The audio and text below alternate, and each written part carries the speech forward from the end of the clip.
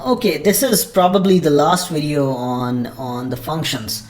Yeah.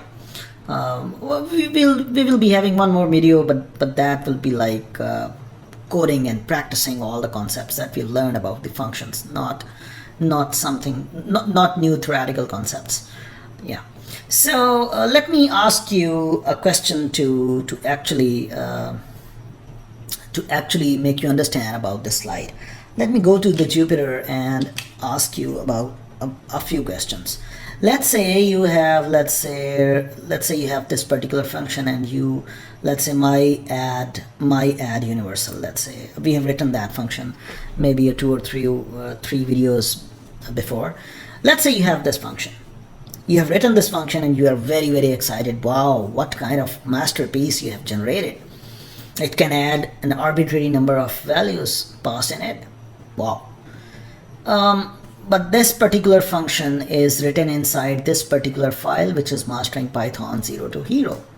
Later on, let's say 2 or 3 months later, you are writing some code for some project, or you are doing something somewhere and you are writing code, and there you just needed a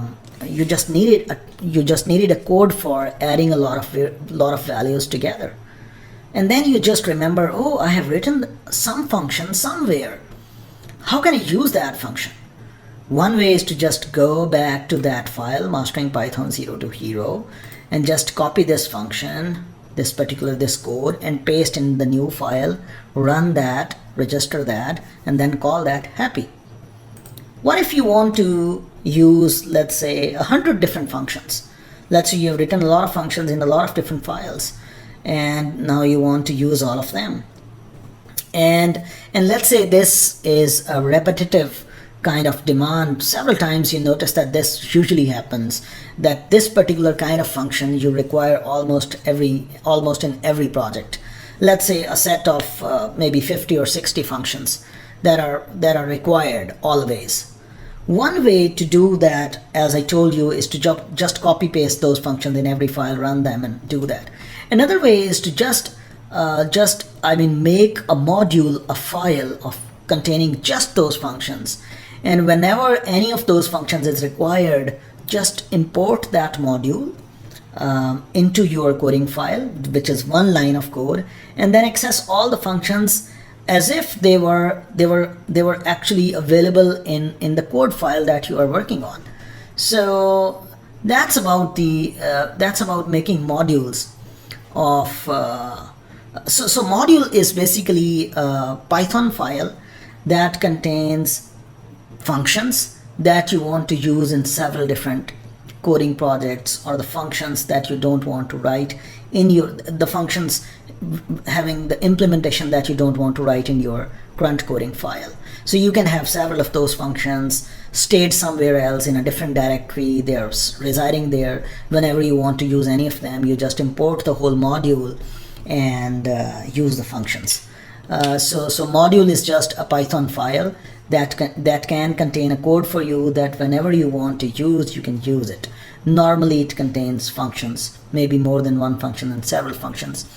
Normally it contains functions that you repetitively use, and that you have written once in very careful way, and then now you want to use it again and again in several different ways.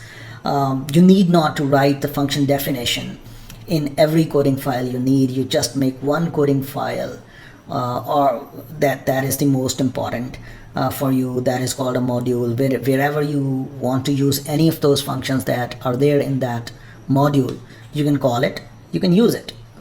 So that's about the modules. We are going to I'm going to show you one example of making module and how to use that. But to use the module, we need to actually specify the path where the module actually resides using this sys module. So, and then we have to do this import kind of commands, and then there is some work that we need to do to actually get this module running in our code. So in the next video, I'm going to tell you what that extra work, very little amount of work, what that extra work you have to do So here, for example, my funcs.py, that's my Python file, and it contains these two functions. And let's say I want to use one of these or both of these functions in some other file, and that file contains this particular code. So in the next video, I will show you how to actually make and use the modules. Yeah, so hope to see you in the next video. Okay, in the last video I told you about modules. Module is just a Python file that can contain a code that can be used anywhere if you want. Normally the modules, they contain a lot of functions, but they can contain variables and other values and so on. So think about file myfuncs.py that contain these two functions, and think about a different file, maybe Jupyter, maybe you're working in a Jupyter notebook and now you want to use these two functions. So you first have to import another module called the system module sys. You have to make this path available. There are a lot of built-in modules that are already there in the path, already there in the search path.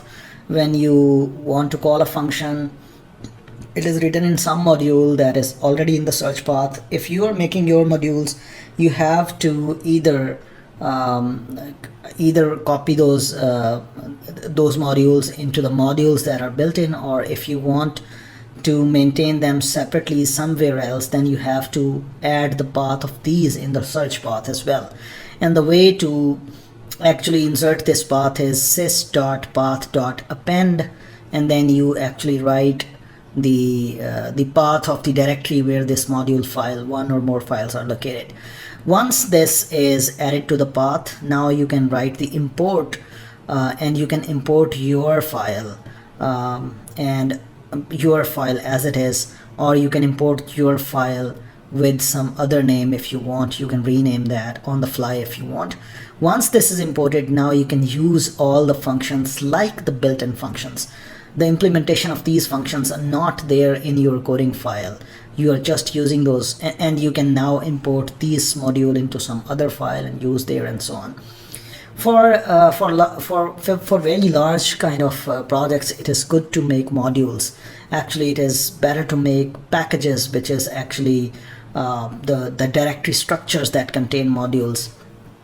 But modules at least are really good to for maintaining a large amount of codes, or actually the functions that you want to use again and again.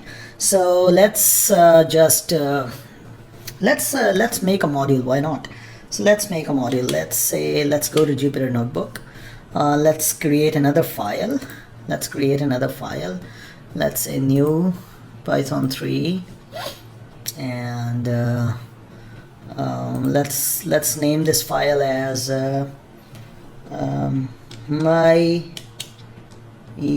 let's name this file as my universal.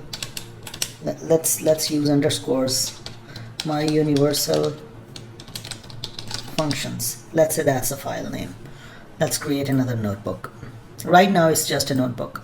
Let's define some functions. Let's say we want to define one function as check all args. Let's say that's the function. It receives, let's say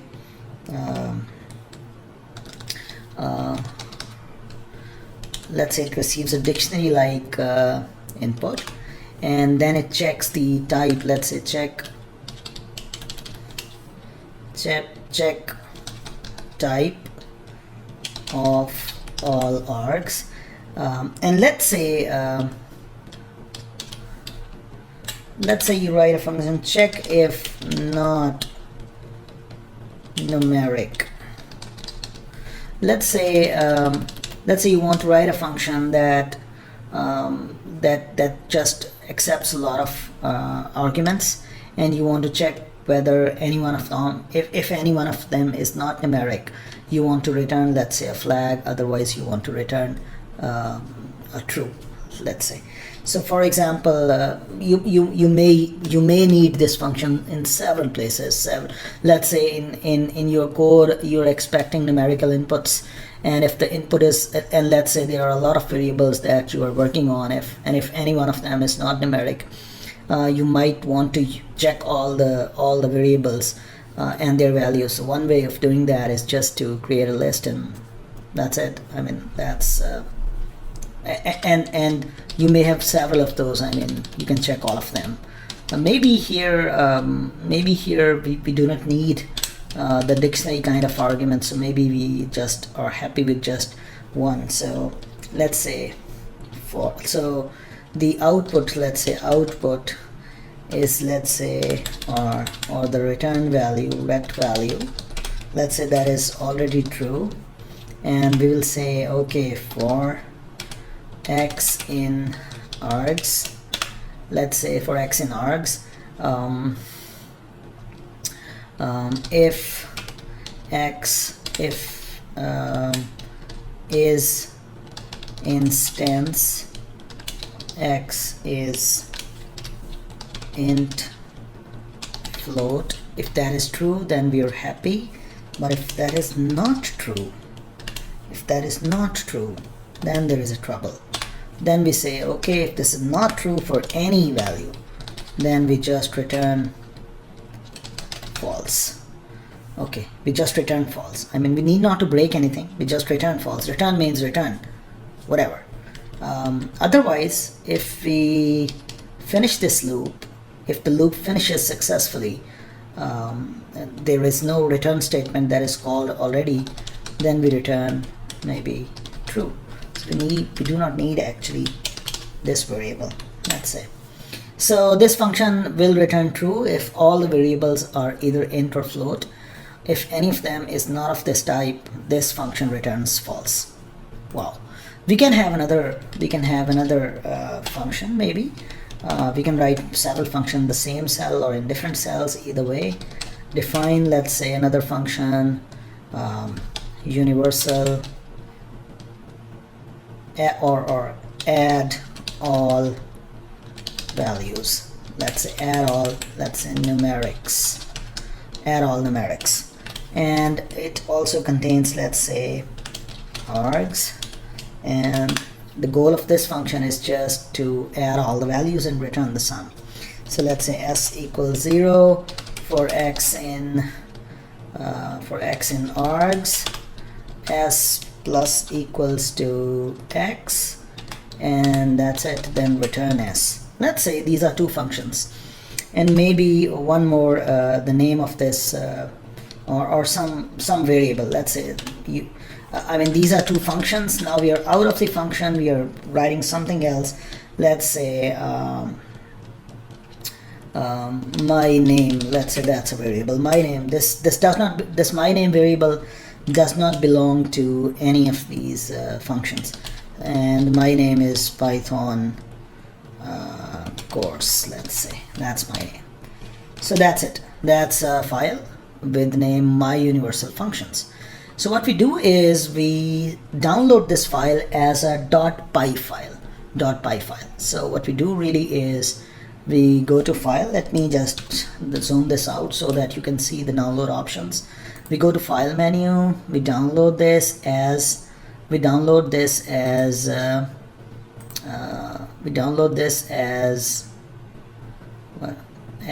py file, so Python file. So let's download this, or we can write this Python file as in some other editor if you want. So open folder, there is a Python file here, copy it. Now copy that file, and now you're free to go to any for example any folder if you want. Just for example, you go to somewhere in your directory and make a new directory. Maybe you want to make another directory. For example, go and make a directory maybe in D, let's say, or maybe in E, let's say, or maybe in C, somewhere. I mean, make a module anywhere. For example, in C, make a new folder, call that folder as my, or any name, whatever name you want. For example, my module, or let's say utils, for example, utilities, or whatever name. I mean, let's call it as let's call it as ABC, for example, ABC, whatever. And you just make that and just copy that Python file here, my universal functions.py. Now, if you go back to your where is the Jupyter? Here is the Jupyter. Now you go back to your code. This is your file. Go back to your code. Let's say this file is no longer here, and what you do is you import sys, that's a system module, then sys.path.append. Write the path here where the module is located.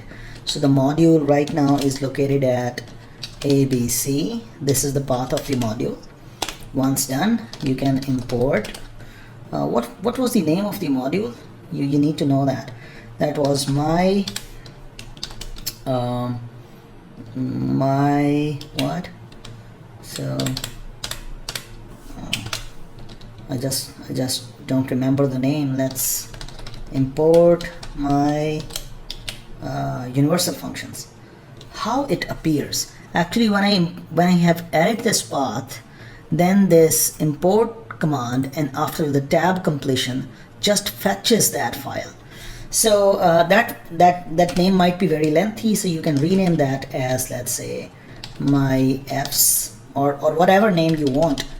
So you import that. Once you have imported that, now you can use the functions if you want. For example, you can check the implementation of my fs dot. If you see dot add numerics, you want to check the implementation of that here.